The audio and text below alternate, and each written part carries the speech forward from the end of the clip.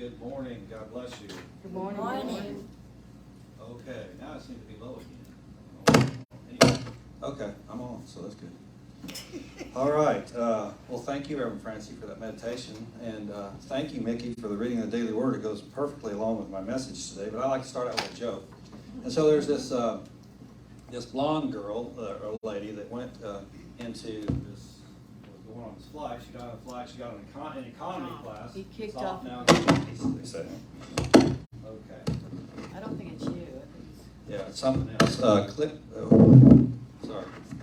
Turn me off and then turn me on. I might have to get Victor back there. Listen, once that process starts.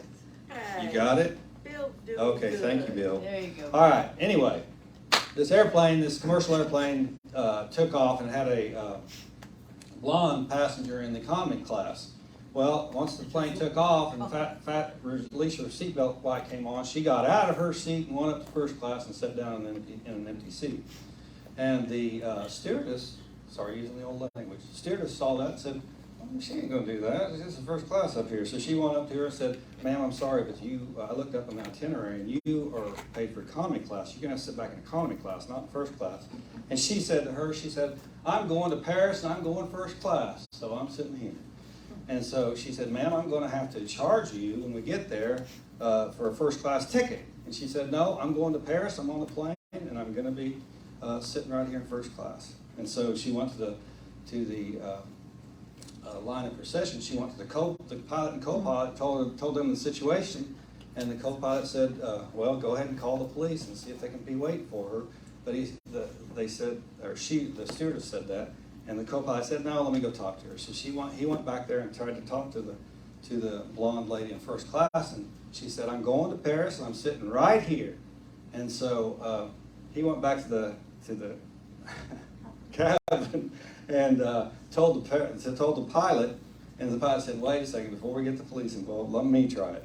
And so he went back there, whispered something in her ear, and she immediately got up and went back to the economy class.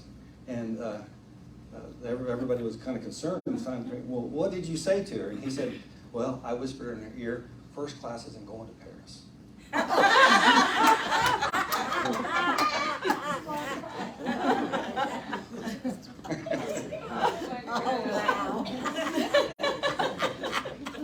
Okay. She's a blonde. All right, today's, yeah. I do have to, before I start today, I want to say thank you to Reverend Francie. Sometimes when I'm writing a talk during the week, I get there, get my talk to her late. And this week was one of those weeks.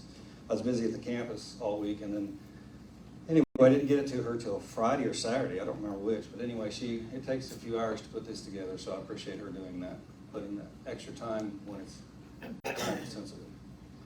So what is time, though? My title is timing, and what is time? What do we think time is? Any shout-outs? What's time? Francie's got a good thing there with a clock and everything. Fillmore defines time like this. Time is the measure that man gives to passing events. The only power in time is what man imparts to it.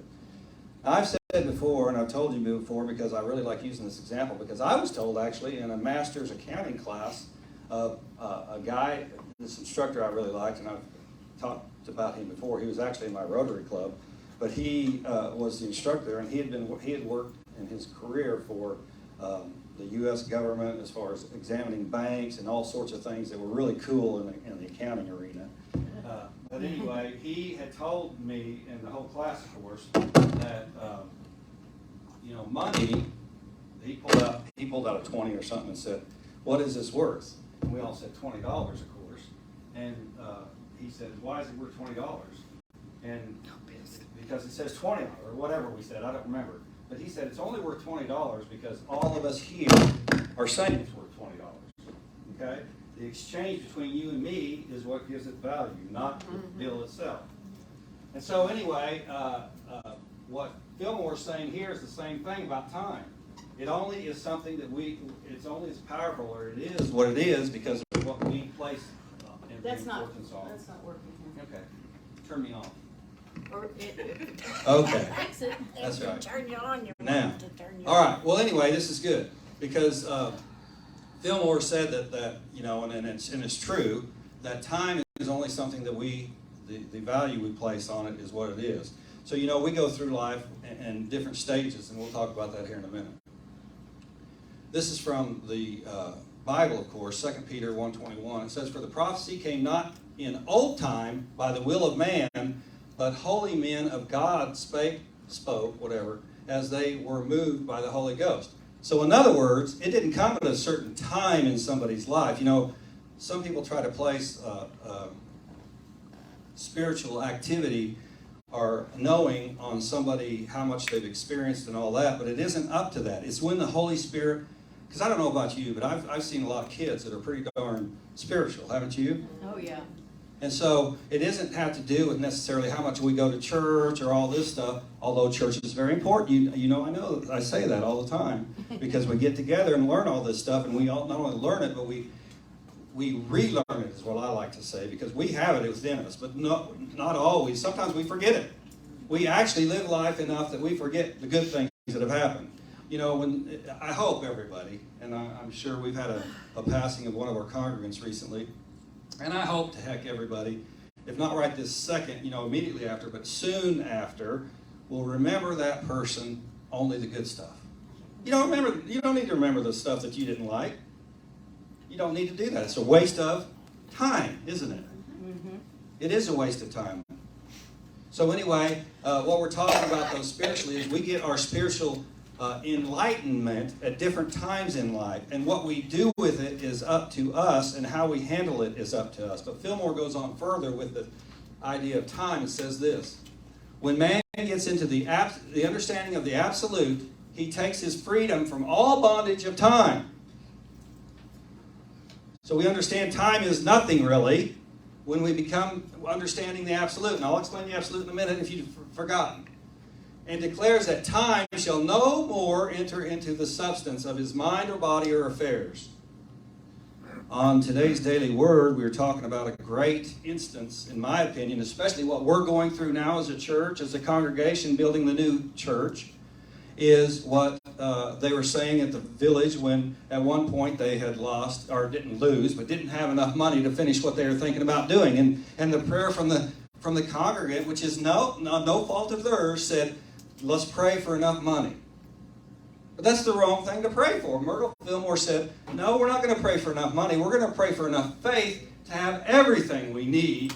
Because when we get into the absolute, which is heaven, is the same as heaven, what mortals understand as heaven, everything good is available to us. But unless we understand that, it'll never come to us.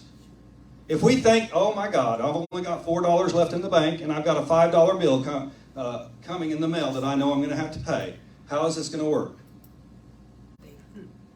Yeah, it needs faith. It definitely needs faith. But also you need to look at avenues that everything's going to come to you. Not focus necessarily on the money, but focus on the things that are of God, and everything will come to you.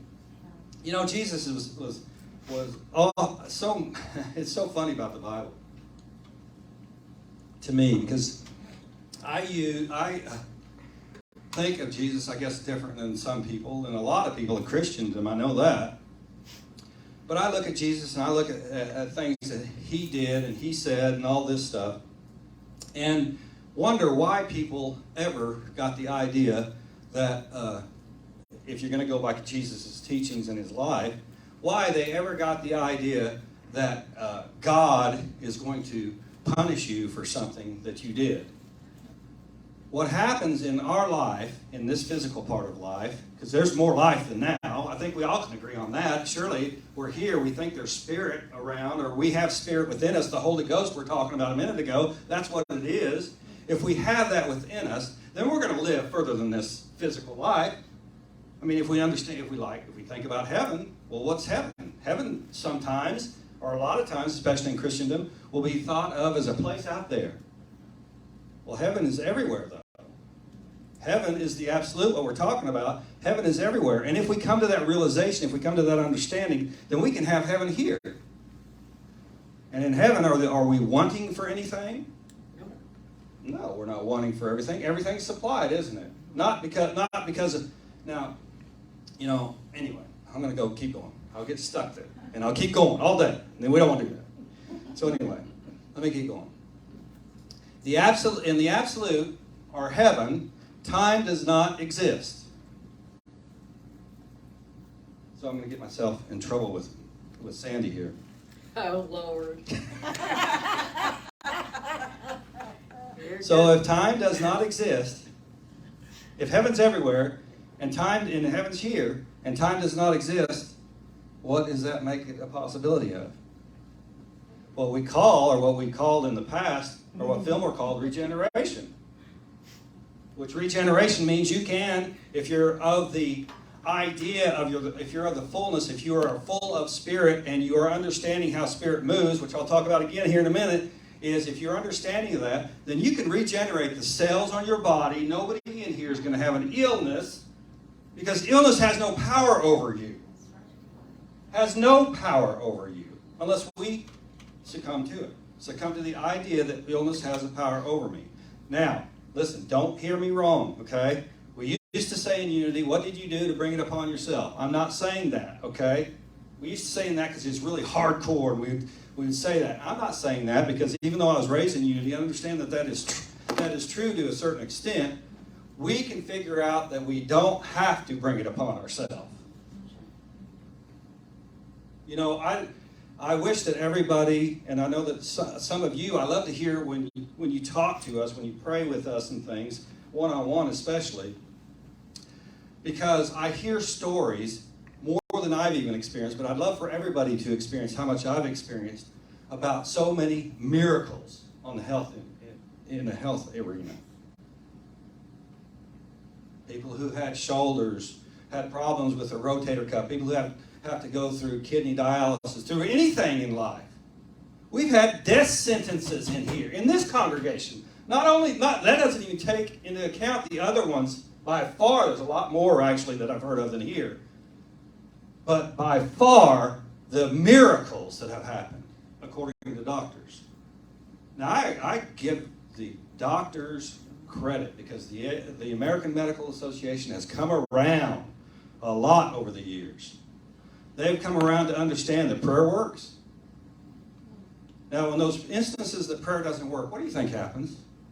We're not believing in the absolute. I mean, this is why I'm saying Unity used to say that. What did you do to bring it upon yourself? If you believe in the absolute and something that does end up taking your life, then you're supposed to go to heaven anyway. Or you're supposed to go on the next form of life. And we'll talk about that Saturday. But, the next form of life is just another form of life for an individual. We shouldn't be afraid of things.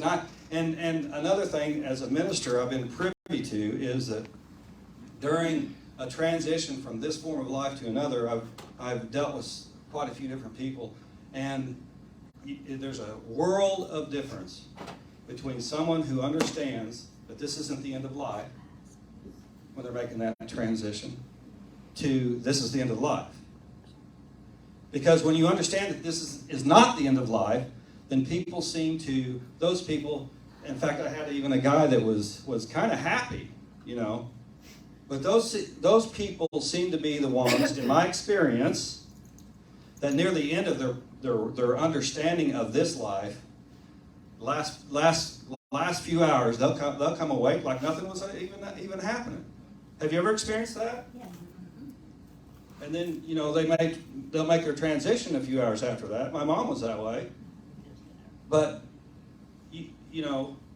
and doctors can explain, well, it's the nerves and all this. Anyway, you can explain away anything you want to if you want to. Or you can understand that there's more in you and more in us than we can explain away. So as we go through this today, we're going to see a little bit more of this. Everyone has the ability to live in the absolute in any part of life. Now, the Bible says, and even though people want to wish it away, talks about kenosis, which I've talked about before, and it's where we're talking about you came from spirit, and you'll go back to spirit. Okay? A lot of people don't. I don't know if we forget that or what it is, but it's not taught as much as it probably should be. If you came from spirit, so you came from heaven, and you're going to go back to heaven, then you can create a heaven here, if we want to. So we need to always remember that. Any part of our life can be lived in heaven.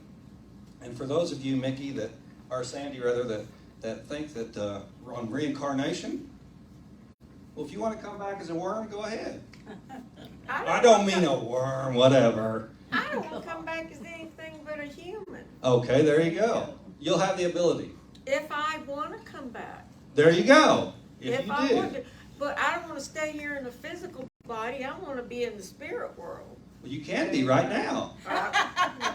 We'll talk about that here in a second. By Okay. golly, that's a good segue. Take me. Really? It requires us to release any encumbrances of the physical. Boy, that's what you just said, isn't it? So how do we do that? We don't worry about the $5 bill that's coming in the mail when we only have $4. That's what, in my experience, that's probably the thing that has caused more health issues than anything. Finance. Probably finances, but it's worry is what it boils down to. You could be worried about your relationship, whatever it is, son, daughter, whatever, your parents. You can be worried about everything, anything, until you get sick, and then you have something that you have to take pills for all the time. And then you can complain about the pharmaceutical industry because they take so much money. Then you can complain about the government not paying for it. Then you can complain about, you can go down that road if you want. I don't know what you would want to waste your time for doing that, but you can. But hopefully you come to church for revitalization at least once a week for the idea that you don't have to go down that road, and there's another road that you could take that looks at the higher stuff of your body, the spiritual part of your body, that will not only create new cells and make you well physically, but also will lift you up to an unlimited amount of good in your life. So you have to look about, release all the encumbrances of the physical. And I'm telling you, sometimes it's not easy. And this wasn't as easy for me as it may look or whatever. I don't know what you think about me, but whatever. I know, you should think I'm perfect because I am. But anyway, if you don't, one of the things that was hard for me is what I'm talking about, money. Okay? It was hard for me to release money, the idea of money, needing the money all the time. Because, when I was young, being raised in unity, and my family, the one I was being raised in, my parents didn't have any extra money. Okay? We were considered poor, and that's okay with me. We still had fun. As kids, when you don't have to worry about money, you still can have fun. I mean, we went out, and I told this story before, went out and put mud dams in the side, what do you call it? Sidewalks, whatever. Gutters, yeah, thank you. Gutters. Swimming pool was the creek. There's nothing wrong with that. Okay? But so what? You don't have to worry about that. And so when I got older and I figured out, this unity deal works well for my parents and everything on everything except money. And so I got a little stuck on that. And so I had to go get a business and had to figure out, I can make money. This works in the money arena, in the financial arena, but I got stuck on it. I'll admit it. I mean, I went to school to be an accountant. I went to college to be an accountant. And, it's something that you can get stuck on easily. Cheap Charlie. And Francie called me Cheap Charlie. So, anyway, but you don't have to get stuck on it. Fillmore reminds us that money is a tool like anything else. So anyway, okay. It allows us to live, here's what I'm talking about, in the fourth dimension. That's kind of a cool situation there. And I don't know, and some of you may think, oh my God, he's going off the deep end today, talking about regeneration in the fourth dimension, same service. Is that Warren, the first one? And absolute. Yeah, that's me, the first one. Okay.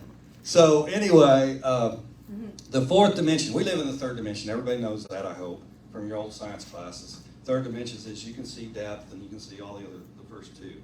Fourth dimension is you're raised above this. You don't have to walk on the ground, but you're raised above this and you can see more than just what we're seeing with our physical eyes. We can see like you are having the thoughts that you have because of whatever, because we're closer to divinely connected, and we understand that to a point where we can see more about each other. That's a good thing. It's not a bad thing. It's a good thing. But right now, everybody is not there. Now, I think it's funny that this has happened this week, because I think the week before last, or maybe it was this week, our government started pushing the people in the Area 51, which isn't just that, but the whole government that deals with something like ET people and stuff like that, you know, and trying to figure out if that exists or not. And you know, I heard an interview on it. This wasn't one of the hearings, but an interview on it said, well, why weren't, was asking a senator or something, saying, well, why didn't you just go look and find out? And they said, well, you have to have a certain clearance, and not everybody does have that clearance. So anyway, I think it's interesting, though, that we had, as far as the hearings, we had some people, some reputable pilots that were very well decorated, say that they had something like this happen. So, you know, I don't know if we're going to get to as far as our evolvement to the fourth dimension first, or are we going to be able to find out who lives in another solar system or our own solar system other than us? But it will happen. It will happen. You know, some of us might have to take, but we have to come to the understanding that it's possible. I mean, if we don't ever give it the possibility, it's like medical science before. You know, George Washington, the president, died. He was sick. He died. Why did he die? Does anybody remember? Because they leeched him too much. They pulled too much blood out of him. They used to use leeches to pull blood out of people. And it was a good practice at the time. That's what they knew. But they leeched him too much, and he died. Now, he could have died from what he had, but who knows? You didn't give him a chance. So, you know, there are things that evolve in our understanding, but we have to be open to that evolvement. We have to be open to the understanding that there's got to be something better. I mean, most people that go to church think there's something better, think there's heaven, but the problem with most people that go to church that think about heaven is they think that's after this life. Quit waiting. It doesn't have to be after this life. Because this is only part of life, like I tried to explain earlier. But this understanding of the fourth dimension is the apex of what man is supposed to do in this part of life. We'll never understand time travel, understand aliens, whatever it is, as far as other than us, unless we understand that we are on a growth pattern that was going to include some things that we don't understand yet. And that's okay. One of the things that we want to understand real quick is cure for cancer, isn't it? Cure for whatever it is, isn't it? On health-wise. Yes. Don't we want to understand that? Yes. And you know what? Who knows? Somebody may understand it already. Who knows? Because, you know, it's well documented. The guy that came up with the intermittent windshield wipers, do you remember that? Yeah. You know that? He was suppressed for many years. They bought it. I don't know which car company bought it, but they bought it, the information from him, the patent from him, and suppressed it for many years because they didn't want it to come out because it cost them money to put it in. Now, I'm not saying that's what's happening in cancer and stuff, but we've had a ton of research and a ton of money put toward cancer, haven't we? Right. Woo! Lots of money. And I know that U of T, University of Texas, has a big development on cancer and is supposedly close to finding the cure. And they weren't the first ones to get into it. So hopefully we'll find things like that and understand this stuff can be taken care of. But I think that here's part of the problem as far as our humanity and our understanding comes into play.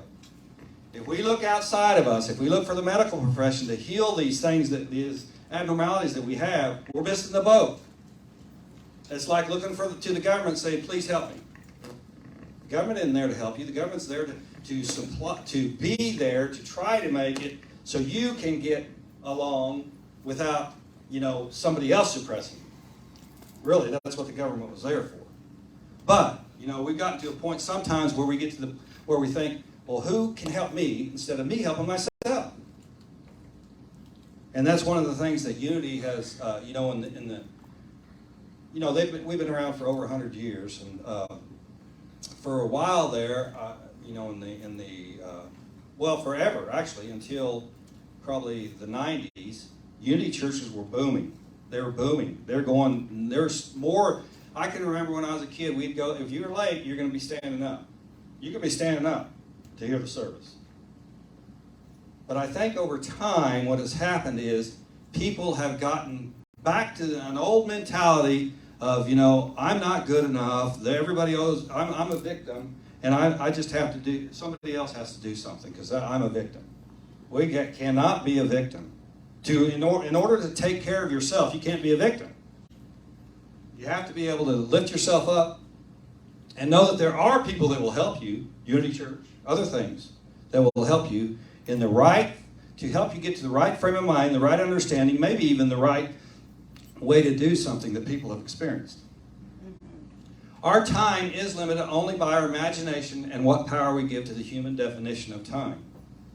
And so we've kind of gone over that, but I wanted to go over it again because of the fact that we still give ourselves an age, don't we? We still say how old we are by the number of calendar years that the Romans made up many years ago. And that's kind of okay, I guess. But when you put a definition on it, like whatever you are, what a 10-year-old can do, what a 35-year-old can do, what a 70-year-old can do. If you put a definition on what that age can do, then you're missing the boat. Everybody remember Frances? Well, some people remember Frances Milam. She wasn't looking like no upper 80 person, was she? She got around like she was in her 40s. She still does. No, she isn't here right now. I didn't mean that she died. I apologize. Didn't mean to scare y'all. So, yeah. She's got another birthday. Anyway. December, yeah, it's her birthday. So anyway, and there are many people that we could name that we've known in our life and that we do know and that we still know. So, we don't have to put the human definition of time on it. If we are spirit, why is it hard to imagine that we are unlimited? That's a good question, I think. If we are spirit, and we know that we are spirit, then why do we put limits on ourselves? We don't have to. Other people might try to put limits on us. Okay? They might try. Do we accept that?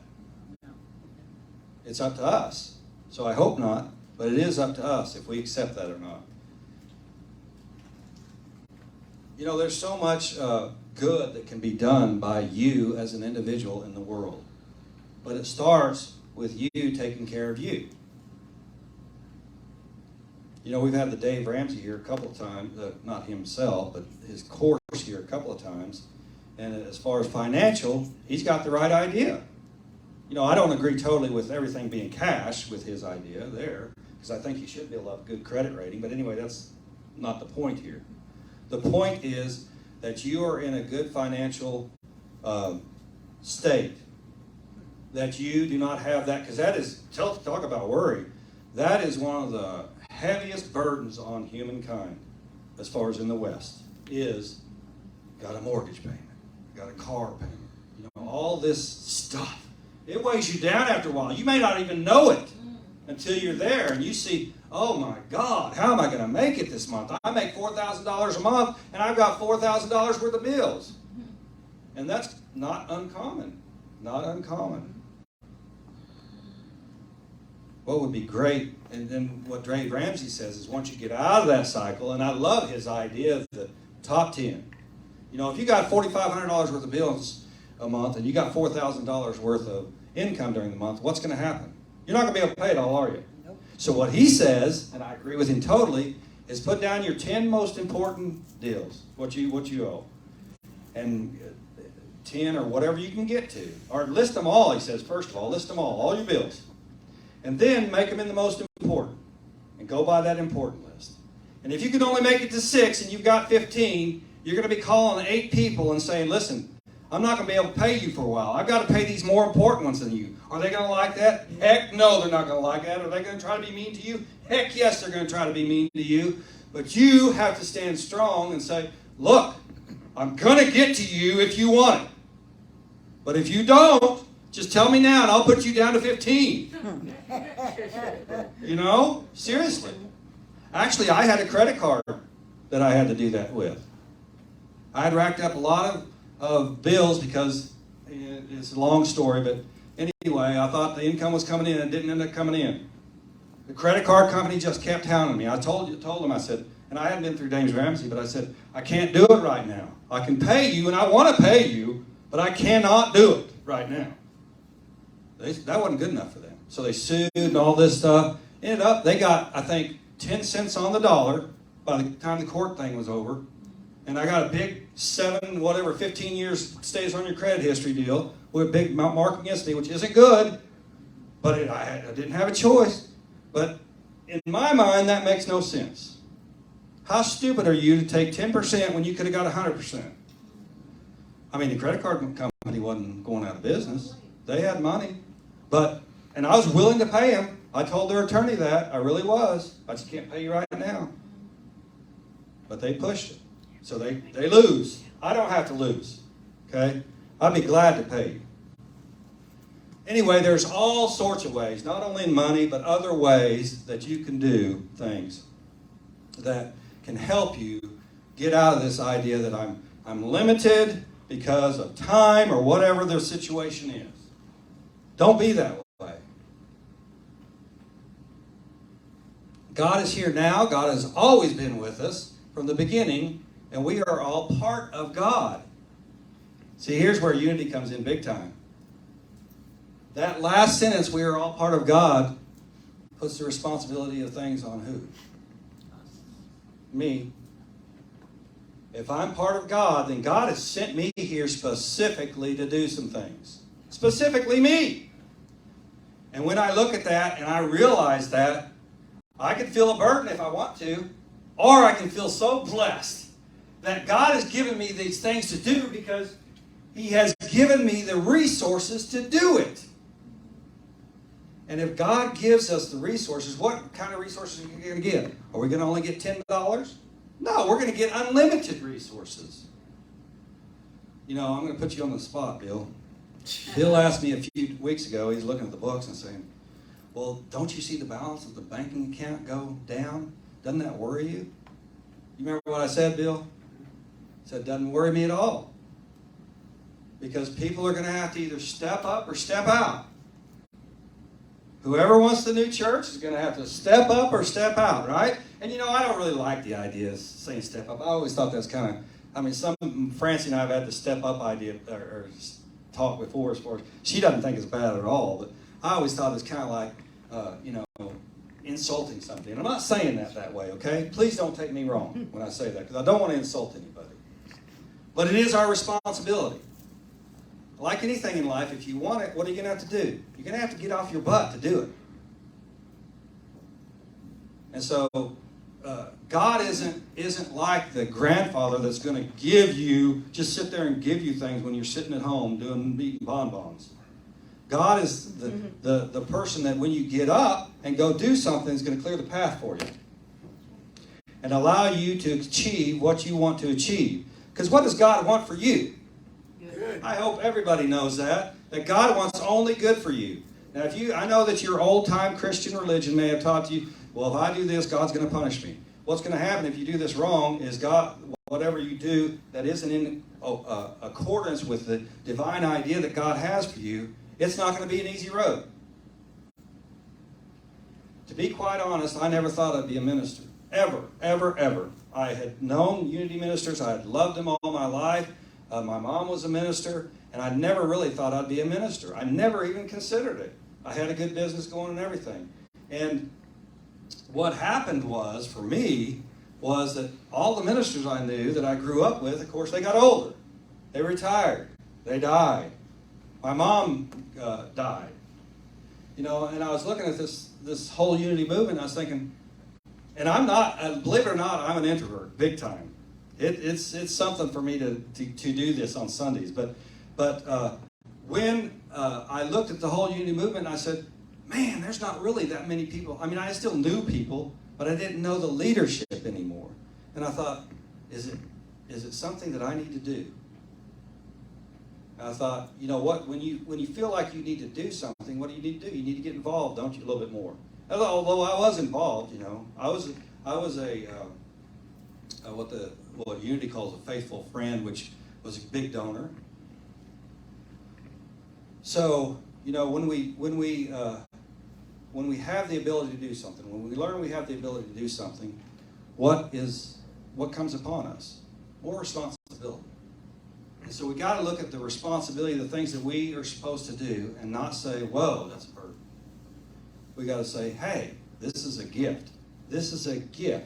Because what I didn't get to a minute ago was Dave Ramsey, in his course, when he talks about churches, after getting out of debt, what you want to do is you want your tithe in there. It has to be in the top 10, okay? Because that's important to you to continue to give a little bit. Now, it doesn't have to be necessarily a tithe when you're trying to get out of debt.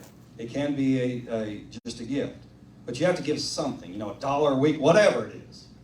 You have to give something to be in that frame of mind and that habit. But he says, when you get out of debt, you can do that in the church. Tell the church what you're doing and all that stuff. And once you can be a grateful giver. And then once you're out, though, you can be a unlimited giver. Because what's going to happen when you get to the point where you don't have the financial encumbrances that you may have? You're going to have a lot more money, aren't you? And see, a lot of people, believe it or not, forget the church at that point. They do. Well, everything's going good for me. I don't need God anymore. That's true. A lot of people, not only our church, a lot of people do. And it's sad to think that, I think. Because I'm kind of the opposite, I guess, if you think about it. I was doing better before I became a minister financially by a long shot. But that doesn't mean that I can't be still in the unlimited flow, which, you know, there's a difference between... Anyway, I'm not going to get into that. I'm going to keep going. I'm already running behind. All right, we have to know that we are a part of God. Let the God awareness in you grow in infinite ways. Once we recognize that God is in us, the Holy Spirit, whatever you want to call it, is in you, then you have to understand that you have the same, if you're a Bible-based person, that you have the same responsibility, the same ideas that Jesus had. You know, everybody likes to use the line that from John that Jesus supposedly said, is these things and greater you shall do, what Jesus said. And yet we're always saying, oh, what would Jesus do? Well, wait a second.